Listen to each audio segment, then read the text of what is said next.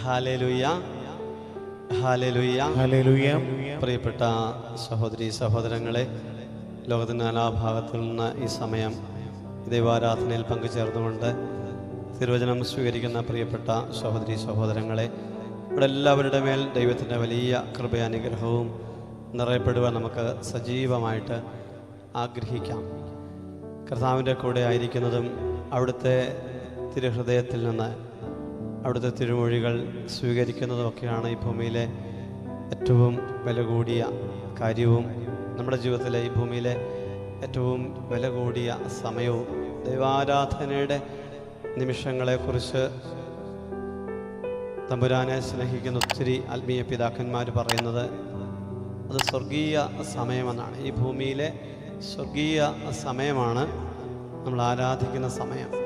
അപ്പോൾ ആ സ്വർഗീയ സമയം എത്രമാത്രം കൂടുതൽ നമുക്ക് ലഭിക്കുന്നുവോ അത്രയും നമ്മുടെ ജീവിതം അഭിവൃദ്ധിപ്പെടുകയും അനുഗ്രഹം പ്രാപിക്കുകയും ചെയ്യും.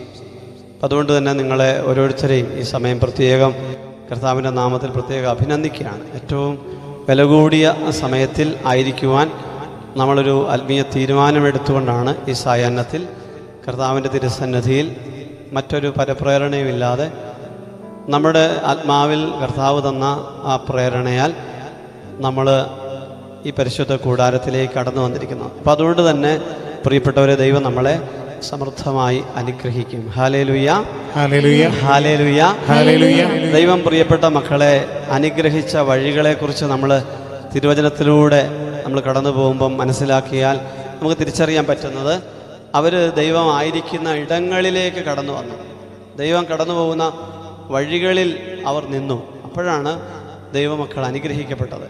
ഈശോയുടെ ജീവിതത്തെക്കുറിച്ച് നമ്മൾ പുതിയ നിയമത്തിലൂടെ കടന്നു പോകുമ്പം നമുക്ക് മനസ്സിലാക്കാൻ പറ്റും ഈശോ എപ്പോഴാണ് ആ ദൈവമഹത്വത്തിൻ്റെ പൂർണ്ണത അനുഭവിക്കുന്ന അനുഭവങ്ങൾ നമുക്ക് മുമ്പിൽ വെളിപ്പെടുത്തിയത്. ആ വചനങ്ങൾ ഇങ്ങനെയാണ്. ചില വചനങ്ങൾക്കൊക്കെ നിങ്ങൾ മനസ്സിൽ നിന്ന് ഓർമ്മിക്കുന്നത് നല്ലതാണ്. അവൻ പ്രാർത്ഥിച്ചുകൊണ്ടിരിക്കുമ്പം അവൻ്റെ മാമോദിസയെക്കുറിച്ച് പറയുന്നൊരു വചനം എങ്ങനെയാണ്? അവൻ പ്രാർത്ഥിച്ചുകൊണ്ടിരിക്കുമ്പം സ്വർഗം തുറക്കപ്പെട്ടു. പ്രാർത്ഥിച്ചുകൊണ്ടിരിക്കുമ്പം സ്വർഗം തുറക്കപ്പെട്ടു. പ്രാർത്ഥിച്ചുകൊണ്ടിരിക്കുമ്പം അവൻ്റെ മുഖം രൂപാന്തരപ്പെട്ടു. അവൻ്റെ മുഖഭാവം മാറി. പ്രാർത്ഥിച്ചുകൊണ്ടിരിക്കുമ്പം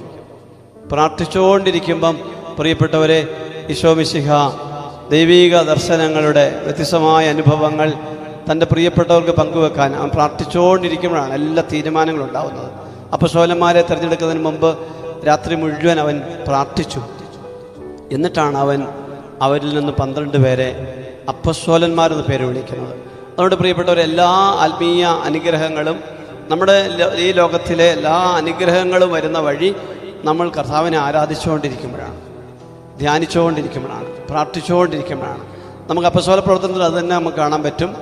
ഒരു പ്രാർത്ഥനയ്ക്കായിട്ട് പോകുന്ന വഴിയിൽ സൗഖ്യമൊക്കെ സംഭവിക്കുകയാണ്.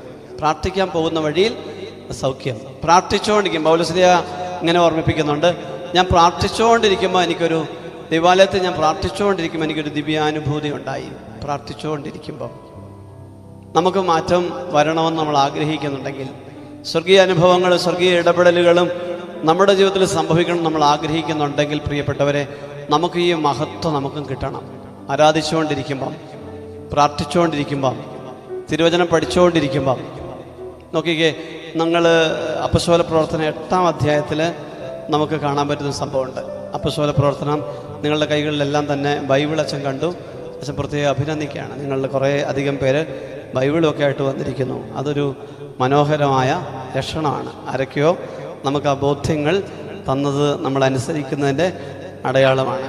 അവർ എത്ര നിർബന്ധിച്ചിട്ടാണ് ഇത് ഞങ്ങളുടെ കയ്യിലെത്തിയതെന്ന് അച്ഛനറിയാവോ എന്ന് ഞാൻ ചോദിക്കുന്നില്ല.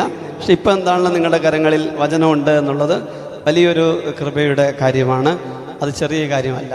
നമുക്ക് പലപ്പോഴും ഈ വചനഗ്രന്ഥം ഒരധികപ്പറ്റ് പോലെ അങ്ങനെയൊക്കെ എടുത്തുകൊണ്ട് നടക്കുക എന്നുള്ളത് ചിന്തിക്കാൻ പറ്റാത്ത, വേറെ ഒത്തിരി കാര്യങ്ങൾ എടുത്തുകൊണ്ട് നടക്കാനുള്ള നമുക്കിനിയൊരു ബൈബിളൂടി നമ്മുടെ യാത്രയിൽ സൂക്ഷിക്കുക എന്നുള്ളത് ചിലപ്പോൾ ഭാരമായിട്ട് തോന്നാം. പക്ഷേ ഈ ബൈബിളിനെ ഇങ്ങനെ മുറുകെ പിടിച്ച് യാത്ര ചെയ്യുന്നവർക്ക് അസാധാരണമായ ദൈവകൃപ, ദൈവാനുഗ്രഹം ലഭിക്കുമെന്നുള്ളത് ഒരു ഉറപ്പാണ്.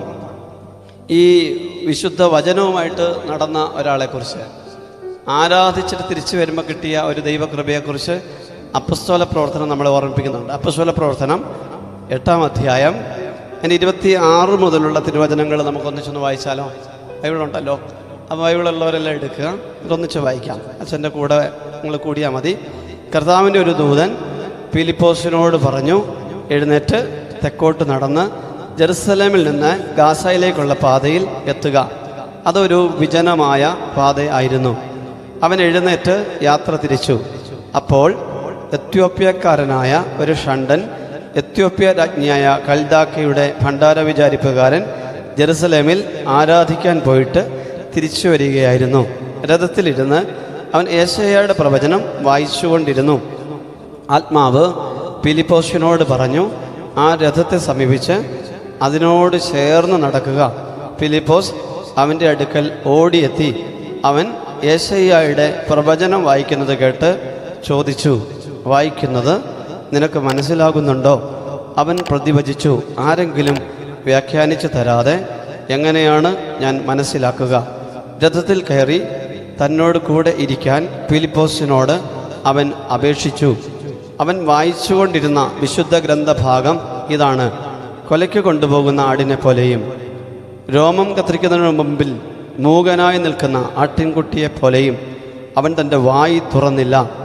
അപമാനിതനായ അവന് നീതി നിഷേധിക്കപ്പെട്ടു. അവൻ്റെ പിൻതലമുറയെപ്പറ്റി ആര് വിവരിക്കും? എന്തെന്നാൽ ഭൂമിയിൽ നിന്ന് അവൻ്റെ ജീവൻ അപഹരിക്കപ്പെട്ടു. ഷണ്ടൻ ഫിലിപ്പോസിനോട് ചോദിച്ചു, ആരെക്കുറിച്ചാണ് പ്രവാചകൻ ഇത് പറയുന്നത്? തന്നെക്കുറിച്ച് തന്നെയോ അതോ മറ്റൊരാളെക്കുറിച്ചോ? അപ്പോൾ ഫിലിപ്പോസ് സംസാരിക്കാൻ തുടങ്ങി. ഷണ്ടൻ വായിച്ച വിശുദ്ധ ഗ്രന്ഥഭാഗത്തു നിന്ന് ആരംഭിച്ച് അവനോട് യേശുവിൻ്റെ സുവിശേഷം പ്രസംഗിച്ചു. അവർ പോകുമ്പോൾ ഒരു ജലാശയത്തിങ്കലെത്തി. അപ്പോൾ ഷണ്ടൻ പറഞ്ഞു, ഇതാ വെള്ളം, എന്നെ ജ്ഞാനസ്നാനപ്പെടുത്തുന്നതിന് എന്തെങ്കിലും തടസ്സമുണ്ടോ? രഥം നിർത്താൻ അവൻ ആജ്ഞാപിച്ചു. അവർ ഇരുവരും വെള്ളത്തിലിറങ്ങി. ഫിലിപ്പോസ് ഷണ്ടന് സ്നാനം നൽകി. അവർ വെള്ളത്തിൽ നിന്ന് കയറിയപ്പോൾ കർത്താവിൻ്റെ ആത്മാവ് ഫിലിപ്പോസിനെ സംവഹിച്ചു കൊണ്ടുപോയി. ഷണ്ടൻ അവനെ പിന്നീട് കണ്ടില്ല. സന്തോഷഭരിതനായി അവൻ യാത്ര തുടർന്നു. Hallelujah, hallelujah.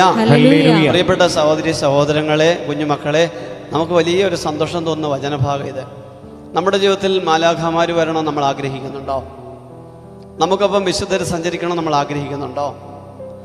നമുക്ക് സ്വർഗം വചനം വ്യാഖ്യാനിച്ച് തരണം നമ്മൾ ആഗ്രഹിക്കുന്നുണ്ടോ?